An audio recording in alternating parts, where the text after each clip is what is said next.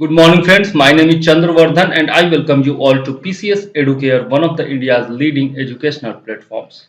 दोस्तों, आज हम लोग देखने वाले हैं बिहार बजट 2023-24। जी हाँ, 2023-24 का ये बजट है जिसके बारे में हम लोगों ने कल भी देखा था। कुछ प्रमुख जो फैक्ट्स हैं वो हम लोगों ने देखा था। आज हम लोग बजट के हाइलाइट्स देखने वाले हैं कि किस मद में क्या-क्या खर्च किया जाने वाला है। ठीक है, क्या कहाँ-कहाँ एक्सपेंडिचर होगा ये सब देखेंगे, कहाँ-कहाँ से प्राप्ति होगी, राजस्व की प्राप्ति होगी, वो सब हम लोग इसमें देखने वाले हैं और टोटल आंकड़े देखेंगे। ठीक है, तो 28 फरवरी 2023 को 28 ऑफ फरवरी 2023 को बिहार विधानमंडल में वित्तीय वर्ष 2023-24 जो है फिनेंशियल ईयर 2023-24 का आय व्यय उपस्थान किया गया है। ठीक है, कहने का मतलब है कि जो आपका बजट है, बजट को क्या बोलते हैं, बजट का कोई भी जिक्र जो है ना वो संविधान में नहीं है। वहां पर क्या दिया हुआ है, वार्षिक वित्तीय विवरण, वार्षिक वित्तीय विवरण, ये जो है आपका दिया गया है संविधान में। ठीक है, तो ये तो सबसे पहले याद रखिएगा।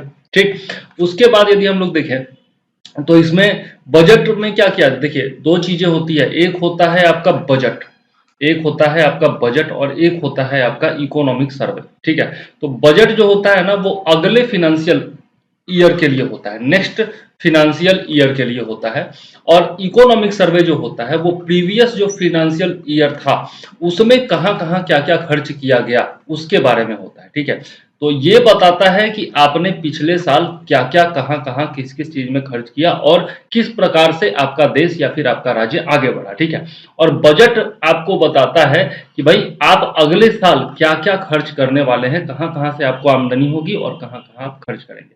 जब आप घर का भी बजट बनाते हैं तो देखते हैं ना कि हाँ भाई यहाँ से मुझे इतना पैसा आने वाला है, मेरी आमदनी यहाँ से होने वाली है और यहाँ पर मैं खर्च करने वाला हूँ। ठीक है, तो उसी तरीके से कोई भी राज्य या फिर कोई भी देश जो है वो अपना बजट बनाता है। ठीक है, चलिए तो देख लेते हैं बजट का अनुमान क्या है, संक्षिप्त विवरण जो है इसका वो हम लोग देख लेते हैं। सबसे पहला है आपका कुल व्यय, व्यय टोटल जो खर्च होगा, मतलब टोटल जो बजट होगा वो कितना होगा, तो 2,61,885.40 करोड़ रुपया, ये जो होगा आपका टोटल बजट, टोटल बजट है। ठीक है, ये आपका टोटल बजट है जो कि 2023-24 के लिए। ठीक है, अब इसमें स्कीम व्यय मतलब जो योजनाएं हैं, स्कीम्स पर कितना खर्च किया जाएगा, तो ये आपका 1,29,रुपया, 1,29,73 करोड़ रुपया जो है ये खर्च किया जाएगा स्कीम्स पर। डिफरेंट जो स्कीम्स चलाए जाते हैं, चाहे वो 7 निश्चय योजना 1 हो, 7 निश्चय योजना 2 हो, या फिर मुख्यमंत्री बिहार में चलाई जा रही जितनी भी सरकारी योजनाएं हैं उन पर जो खर्च किया जाएगा वो है ये। ठीक है, उसके अलावा आपका स्थापना एवं परिबद्ध व्यय, जैसे अब गवर्नमेंट ऑफ बिहार जो है वो अलग अलग तरह की संरचना भी बनाती है, अलग अलग तरह के इंफ्रास्ट्रक्चर डेवलप करती है, तो उस पर क्या खर्चा किया जाएगा वो है आपका 1,61,855.67 करोड़ रुपए। ठीक है, तो ये हो गया स्कीम्स पर व्यय और ये उसके अलावा जो बाकी खर्च है वो दिया गया।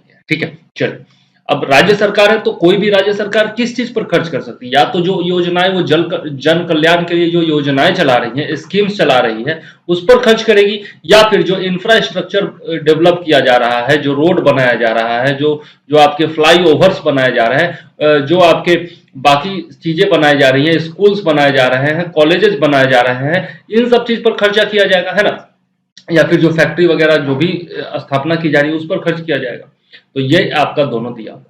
नेक्स्ट है आपका परिबद्ध व्यय, परिबद्ध व्यय क्या होता है, स्थापना तो ये हो गया आपका इंफ्रास्ट्रक्चर, और परिबद्ध व्यय में आपका जैसे राज्य सरकार के कर्मचारियों का वेतन हो गया, फिर आपका पेंशन हो गया, जो सरकार ने कभी कर्ज लिया होगा तो उसका ब्याज भी देना होता है ना, कि अलग अलग तरह का कर्ज राज्य सरकार लेती है, सेंट्रल गवर्नमेंट से भी लेती है, अन्य देशों से भी लेती है, जो अन्य एजेंसियां हैं आईएमएफ वगैरह जो है उनसे भी लेती है, वर्ल्ड बैंक वगैरह से भी लेती है, विभिन्न योजनाओं पर खर्च करने के लिए, विभिन्न संरचनाओं पर खर्च करने के लिए, तो उसका ब्याज भी देना होता है। तो ब्याज भुगतान वगैरह जो हो गया, या फिर लोक ऋण का जो चुकाना होता है, वो सब आपका हो गया परिबद्ध व्यय। ठीक है, तो अब इसमें देखते हैं वेतन पर क्या खर्च किया जाएगा। ये क ख ग घ जो है वो आपका grade A B C D जो होता है आपका, उसके बारे में दिया हुआ है, विभिन्न नौकरियों के बारे में। तो इस पर टोटल खर्च जो किया जाएगा वो आपका 59,647.53 करोड़ रुपया खर्च किया जाएगा। ठीक है, अब इसमें जो है आप डिफरेंट दिया हुआ है, स्थापना एवं परिबद्ध मद में, स्कीम मद में, सहायक अनुदान वेतन और संविदा अंतर्गत वेतन, तो ये सब आप लोग देख लीजिएगा। ठीक है, चलिए आगे देख लेते हैं हम लोग। नेक्स्ट जो है हमारा, नेक्स्ट है आपका कि पेंशन पर क्या खर्च किया जाएगा। तो जो पेंशन है, जो कर्मचारी रिटायर हो चुके हैं उनको पेंशन भी दिया जाता है, तो 29,436.92 करोड़ रुपया पेंशन पर जाएगा। ब्याज भुगतान पर आपका 18,354.44 करोड़ जाएगा, और लोक ऋण अदायगी पर आपका 23,558.69 करोड़ रुपया जाएगा, और टोटल जो है वो आपका 1,30,997.58 करोड़ रुपया जाएगा। ठीक है, अब देख लेते हैं खर्च तो आपको बता दिए, अब है कि प्राप्ति भी तो होनी चाहिए। जब तक पैसा आमदनी नहीं होगा तब तक आप खर्च कहां से करेंगे। तो प्राप्ति दो तरीके से होती है, एक होता है रेवेन्यू से प्राप्ति और एक होता है पूंजीगत प्राप्तियां। ठीक है, तो ये दोनों मिला करके जो टोटल प्राप्ति होगा वो कितना होगा, 2,62,085.40 करोड़ रुपया होगा। देखिए आप बजट जो है वो कितने का है, बजट आपका 2,61,885 रुपए का है। ठीक है, और प्राप्ति कितना हो रहा है, 2,62,085.40 करोड़ रुपए। तो ज्यादा प्राप्ति हो रहा है और कम खर्च हो रहा है। ठीक है, तो ये चीज आपको देखना चाहिए। ये अब इसमें जो है आपका राजस्व प्राप्ति कितना होगा, तो 2,12,326.97 करोड़ रुपए।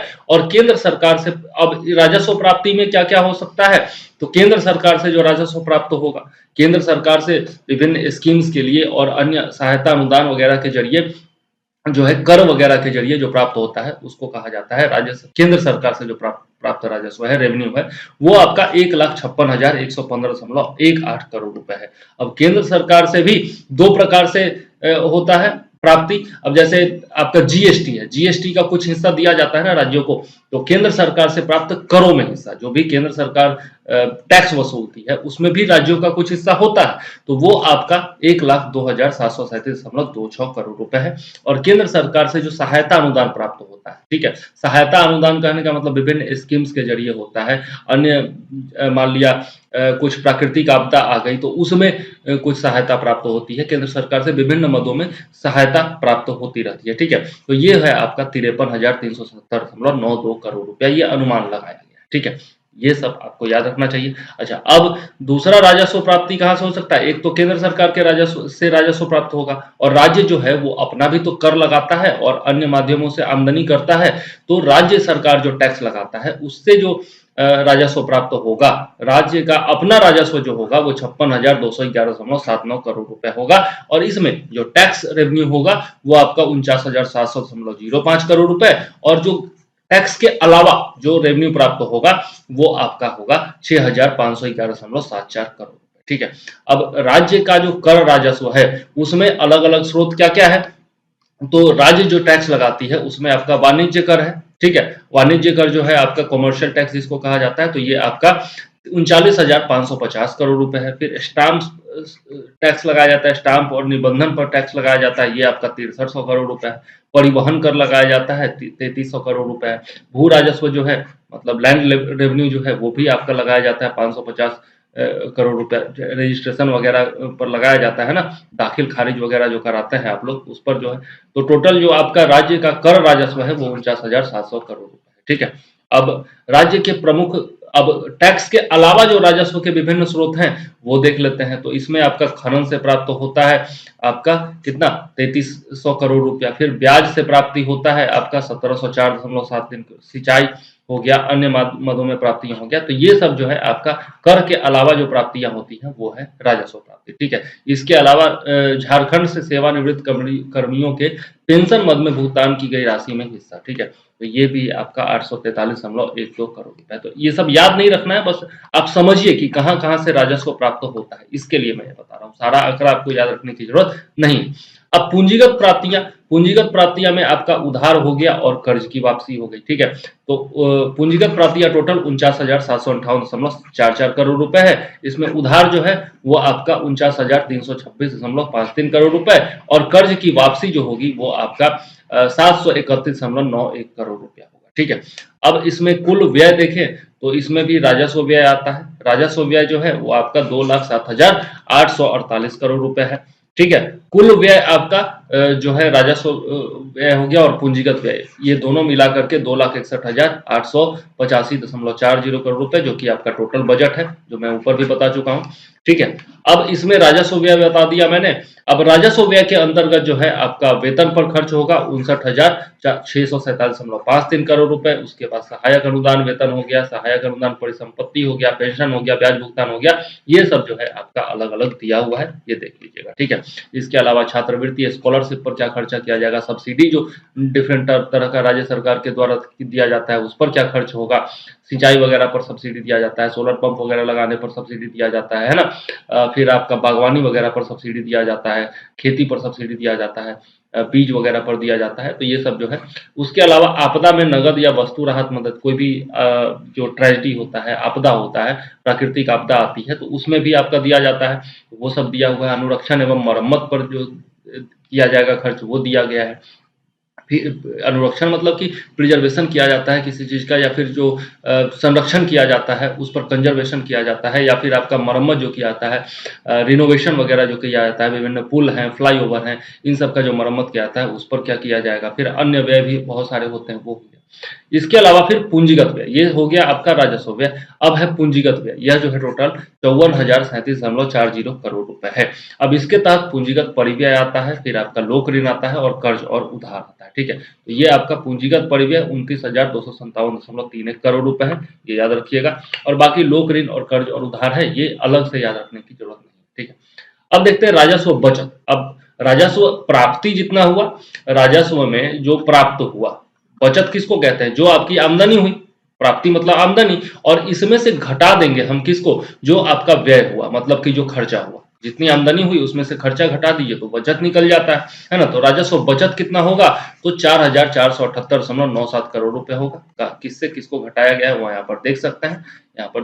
ठीक है, अब राजस्व बचत जो होगा वो जीएसडीपी का कितना होगा, वो 0.52% होगा। ठीक है, क्यों, क्योंकि प्राप्ति ज्यादा है और व्यय कम है। मैंने पहले भी बताया था 2,62,000 करोड़ रुपए के लगभग आपका प्राप्ति है और 2,61,000 करोड़ रुपए के आसपास आपका व्यय है। ठीक है, तो ये हो जाएगा आपका 0.252% जो होगा ये जीएसटीपी का हो जाएगा। ठीक है, अब राजकोषीय घाटा देखिए, राजकोषीय घाटा कैसे निकाला जाता है, तो कुल गैर ऋण व्यय जो होगा उसमें से कुल गैर ऋण आय को घटा दिया जाए तो ये होता है आपका राजकोषीय घाटा। ठीक है, रेवेन्यू डेफिसिट इसको कहा जाता है। इसको क्या कहा जाता है, रेवेन्यू रेवेन्यू रेवेन्यू डेफिसिट इसको कहा जाता है।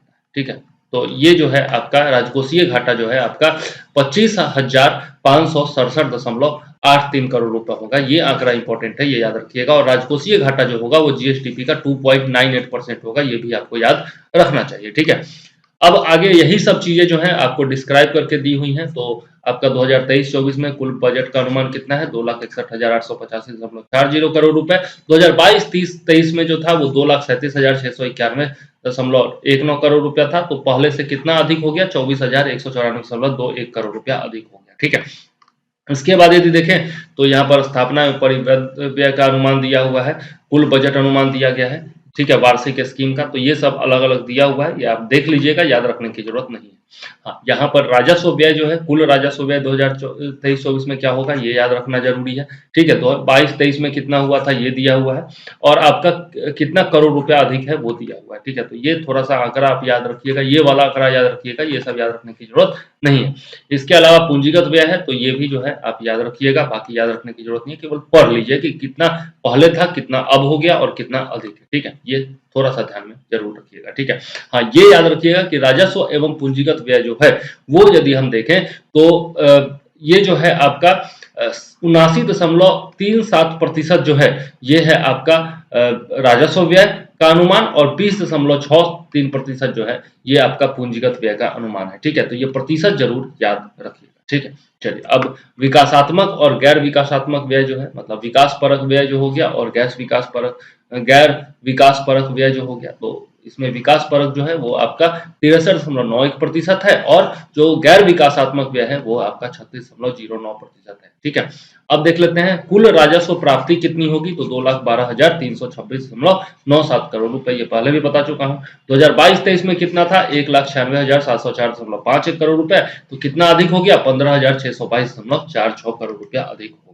ठीक है, अब इसमें जो है राज्य के अपने स्रोतों से कर पर राजस्व के रूप में क्या प्राप्त हुआ, ये सब पहले बता चुका हूं, और ये जो है गैर कर राजस्व के रूप में कितना प्राप्त हुआ ये सब बता चुका हूं। तो पहले कितना था, अब कितना है और कितना अधिक हो गया, यही यहाँ पर दिया हुआ है। ठीक है, चलिए आगे देख लेते हैं। केंद्र सरकार से केंद्रीय करों के हिस्से के रूप में कितना प्राप्त हो रहा है, तो 1,02,737.26 करोड़ रुपए, और पिछले साल जो था वो आपका 91,180.60 करोड़ रुपया था, और ये कितना अधिक हो गया, 11,556.66 करोड़ रुपया अधिक हो गया। ठीक है, अब सहायक अनुदान के रूप में भी सेम चीज आंकड़ा दिया हुआ है, देख लीजिएगा, याद रखने की जरूरत नहीं है। ठीक है, अब राजस्व बचत जो है वो याद रखना जरूरी है। तो 2023-24 में 4,478.97 करोड़ रुपया आपका राजस्व बचत रहने का अनुमान है, जो कि जो आपका जीएसडीपी है, सकल राज्य घरेलू उत्पाद जो है वो आपका 8,58,928 करोड़ रुपए का कितना प्रतिशत है, तो 0.52% है। ठीक है, तो ये याद रखिएगा और ये याद रखिएगा, ये याद रखने की जरूरत नहीं है। ठीक है, चलिए वित्तीय वर्ष 2023-24 में जो आपका राजकोषीय घाटा है वो भी आप याद रखिएगा, 25,567.84 करोड़ रुपए। ठीक है, और ये कितना है जीएसडीपी का, तो ये जो है आपका 2.98% है। ठीक है, तो राजकोषीय घाटा कितना हो गया, 2.98%, और आपका राजस्व बचत जो होगा वो कितना हो गया, 0.52% हो गया। ठीक है, जीएसडीपी का, ये जरूर याद रखिएगा। ठीक है, अब आपका दिया हुआ है कि विभिन्न जो आपके विभाग हैं, अलग अलग विभाग में क्या क्या कितना कितना खर्च किया जाएगा और बजट का कितना प्रतिशत है ये। ठीक है, तो याद रखिएगा सबसे ज्यादा जो खर्च किया जाएगा वो शिक्षा विभाग में किया जाएगा, जो है कि आपका 22,200.35 करोड़ रुपए है, और ये कितना है, टोटल बजट का 22.20% है। तो ये आंकड़ा आप याद रखिएगा, ये पूछा जा सकता है कि सबसे ज्यादा जो बजट दिया गया है वो किस विभाग को दिया गया है, तो वो शिक्षा विभाग को दिया गया है। ठीक है,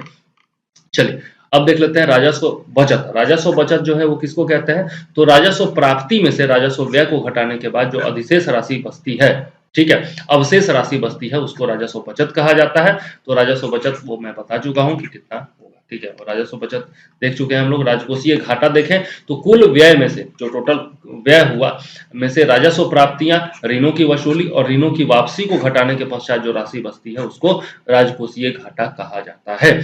ठीक है, तो राजकोषीय घाटा कितना 2023-24 में 25,567.84 करोड़ रुपए। ठीक है, और ये 2.98% है, ये पहले भी बता चुका हूँ। ठीक है, राजकोषीय घाटा किसको कहते हैं वो यहाँ पर से याद रख सकते हैं आप। ठीक है, पूंजीगत परिव्यय किसको कहते हैं, तो संपत्तियों के सृजन या सुदृढ़ीकरण पर जो राशि व्यय की जाती है वह पूंजीगत परिव्यय होती है। संपत्तियों का सृजन करने का मतलब राज्य का क्या संपत्ति होगा, राज्य का संपत्ति होगा जो स्कूल है, कॉलेज है, फ्लाईओवर है, रोड है, ब्रिज है, ये सब जितना है वो आपका संपत्ति होगा। ठीक है, तो ये जो है आपका इस पर जो व्यय किया जाता है वो आपका पूंजीगत परिव्यय होता है। 2022-23 में जो है कितना था, 29,749.64 करोड़ रुपया था, और 2023-24 में कितना हो जाएगा, 29,257.31 करोड़ रुपया हो जाएगा। तो 2022-23 की तुलना में कितना कम हो गया, 492.33 करोड़ रुपया कम हो गया, ये याद रखिए कि कम हो गया। ठीक है, पूंजीगत परिव्यय।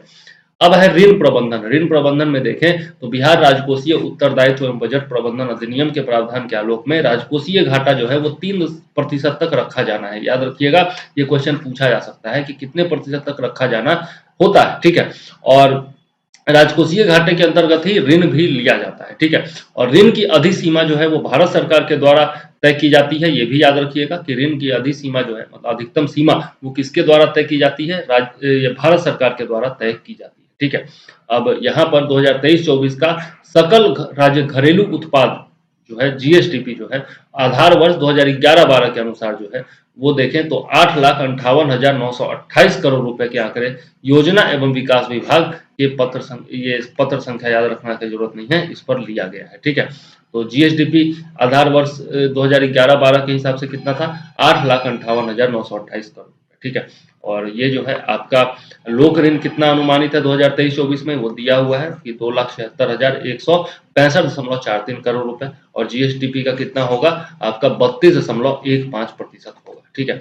और 2022-23 के अंत में पुनरीक्षित लोक ऋण जो है वो भी यहाँ पर दिया हुआ है, तो ये याद रखिएगा। और ये कितना था 31.74% जो है आपका जीएसडीपी का होगा, ठीक है। चलिए, राजकोषीय प्रबंधन की बात करें तो यहाँ पर ये याद रखना जरूरी है कि वित्तीय वर्ष 2023-24 में राजकोषीय घाटा जो है वो 2.98% अनुमानित किया गया है, ये पहले भी बता चुका हूँ। और 2023-24 के लिए राजकोषीय घाटे की अधिसीमा जो है वो 3% निर्धारित है, ये भी आपको याद रखना चाहिए। चलिए, वर्ष 2023-24 में अनुसूचित जातियों के लिए, एससी के लिए, शेड्यूल्ड कास्ट के लिए जो प्रावधान किया गया है वो है आपका 16,939.53 करोड़ रुपए, और एसटी शेड्यूल्ड ट्राइब्स के लिए जो किया गया है वो है आपका 1,574.49 करोड़ रुपए, जो कि शेड्यूल्ड ट्राइब ज्यादा है भी नहीं। शिक्षा विभाग की बात करें तो यहाँ पर सबसे ज्यादा खर्च किया जाएगा, 40,450.91 करोड़ रुपए का बजट प्रस्ताव किया गया है 2023-24 में। और राजस्व मद में जो है आपका 39,929.24 करोड़ रुपए, और पूंजीगत मद में 521.67 करोड़ रुपए प्रस्तावित है। स्वास्थ्य विभाग के लिए देखें तो स्वास्थ्य विभाग भी महत्वपूर्ण विभाग है, और इसके लिए 16,966.42 करोड़ रुपए का बजट जो है वो प्रस्ताव किया गया है, ठीक है। बाकी जो विभाग हैं उनके बारे में आप पहले भी आंकड़ा देख चुके हैं। यहाँ पर ये याद रखना जरूरी है कि 2021-22 में राजकोषीय घाटा जो है वो सकल राज्य घरेलू उत्पाद यानी जीएसटीपी कितना था 6,75,448 करोड़ रुपए, और उसका कितना था ये 3.78% रहा, जो कि 4.5% की निर्धारित सशर्त अधिसीमा के अधीन है। ये जो आपका शर्त है ये मैं पिछले वीडियो में बता चुका हूं कि केंद्र सरकार जो है वो ये शर्त रखती है 4.5% के नीचे होना चाहिए, ठीक है। और ये कितना था 3.78% था 2021-22 में, ठीक है। तो ये सब चीजें जो है आपको बजट में याद रखनी है, और यहाँ पर टोटल आपका आंकड़ा एक लिस्ट में दिया हुआ है, तो यहाँ पर देख सकते हैं 2023-24 में 2022 में तो कुल राजस्व प्राप्तियां जो है वो आप देख सकते हैं 2,12,326.97 करोड़। कर राजस्व जो होगा वो आपका 1,52,437.31 करोड़ रुपए, और इस तरीके से आपको टोटल आंकड़ा दिया हुआ है, इसका स्क्रीनशॉट लेकर के और आप याद कर सकते हैं चाहे तो, ठीक है। धीरे धीरे करके मैं आगे बढ़ा देता हूँ, जहां पर भी आपको जरूरत हो यहाँ पर आप स्क्रीनशॉट ले सकते हैं। सारा कुछ याद रखना जरूरी नहीं है, जो याद रखने की जरूरत है वो सब मैं बता चुका हूँ, ठीक है। तो चलिए, ये था आपका बजट का हाईलाइट, ठीक है। अब ये भी अलग अलग स्कीम्स पर जो बजट ये दिया गया है वो सब दिया गया है, और बहुत सारे आंकड़े यहाँ पर और भी दिए गए हैं, ठीक है। ये सब आंकड़े हैं जो कि आप देख सकते हैं, विभिन्न विभागों के बारे में भी दिया हुआ है। अब इसके आगे जो है यही सेम चीज इंग्लिश में दिया हुआ है, तो नेक्स्ट वीडियो में हम लोग इंग्लिश मीडियम में भी सेम चीज को पढ़ेंगे। अभी हिंदी मीडियम में पढ़ा था हम लोगों ने, ठीक है। तो चलिए, इस वीडियो में फिलहाल मैं चंद्रवर्धन लेता हूं आपसे इजाजत। नेक्स्ट वीडियो में फिर इसको इंग्लिश मीडियम में भी पढ़ाऊंगा, और फिर हम लोग इकोनॉमिक सर्वे भी पढ़ने वाले हैं, ठीक है। तो लगातार चैनल से जुड़े रहिए, सब्सक्राइब कर लीजिए, बेल आइकॉन दबा दीजिए, और लाइक और कमेंट करते रहिए, अपने दोस्तों के साथ शेयर करते रहिए, ठीक है। लगातार इसी तरह से वीडियो आते रहेंगे, डेली 2-3 वीडियो आएंगे, और फिर आप पॉलिटी और मध्यकालीन भारतीय इतिहास इन दोनों का वीडियो भी लगातार देखते रहिए। चलिए, ठीक है। इस वीडियो के लिए मैं चंद्रवर्धन लेता हूं आपसे इजाजत। जय हिंद, वंदे मातरम।